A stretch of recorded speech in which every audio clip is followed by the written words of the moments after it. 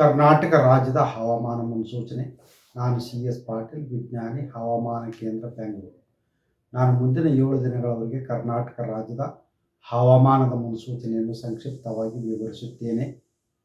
ಇಂದು ಬೆಂಗಳೂರಿನಲ್ಲಿ ಗರಿಷ್ಠ ಉಷ್ಣಾಂಶ 36 ಡಿಗ್ರಿ ಸೆಲ್ಸಿಯಸ್, ಕಲಬುರಗಿಯಲ್ಲಿ 42 ಡಿಗ್ರಿ ಸೆಲ್ಸಿಯಸ್, ರಾಯಚೂರಿನಲ್ಲಿ 40 ಡಿಗ್ರಿ ಸೆಲ್ಸಿಯಸ್, ಬೀದರ್ನಲ್ಲಿ 39 ಡಿಗ್ರಿ ಸೆಲ್ಸಿಯಸ್, ವಿಜಯಪುರನಲ್ಲಿ 40 ಡಿಗ್ರಿ ಸೆಲ್ಸಿಯಸ್, ಬಾಗಲಕೋಟೆಯಲ್ಲಿ 38 ಡಿಗ್ರಿ ಸೆಲ್ಸಿಯಸ್, ಕೊಪ್ಪಳದಲ್ಲಿ ಗರಿಷ್ಠ ಉಷ್ಣಾಂಶ 40 ಡಿಗ್ರಿ ಸೆಲ್ಸಿಯಸ್ ದಾಖಲಾಗಿದೆ ಎಂದು ಉತ್ತರ ಹಾಗೂ ದಕ್ಷಿಣ ಒಳನಾಡಿನ ಕೆಲವು ಕಡೆ ಹಗುರವಾಗಿ ಮಳೆಯಾಗಿದೆ.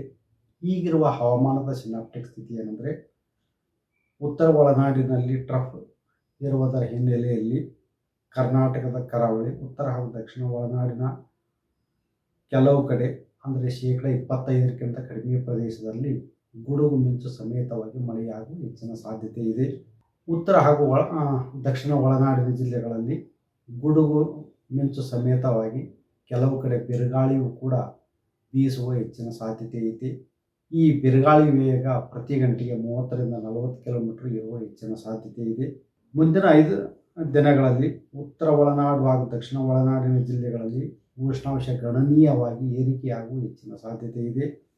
ಬೀದರು, ಕಲಬುರಗಿ, ಯಾದಗಿರಿ, ರಾಯಚೂರು, ವಿಜಯಪುರ, ಬಾಗಲಕೋಟೆ, ಕೊಪ್ಪಳ, ಗದಗ ಜಿಲ್ಲೆಗಳಲ್ಲಿ ಏಪ್ರಿಲ್ 15ರಿಂದ ಏಪ್ರಿಲ್ 18ರವರೆಗೆ ಉಷ್ಣ ಅಲೆಗಳು ಹೀಟ್ ವೇವ್ ಕಂಡೀಷನ್ಸ್ ಬರುವ ಹೆಚ್ಚಿನ ಸಾಧ್ಯತೆ ಇದೆ. ಬೆಂಗಳೂರಿನಲ್ಲಿ ಮುಂದಿನ 5 ದಿನಗಳಲ್ಲಿ ಗರಿಷ್ಠ ಉಷ್ಣಾಂಶ ಸುಮಾರು 37ರಿಂದ 38 ಡಿಗ್ರಿ ಸೆಲ್ಸಿಯಸ್ ಇರುವ ಹೆಚ್ಚಿನ ಸಾಧ್ಯತೆ ಇದೆ.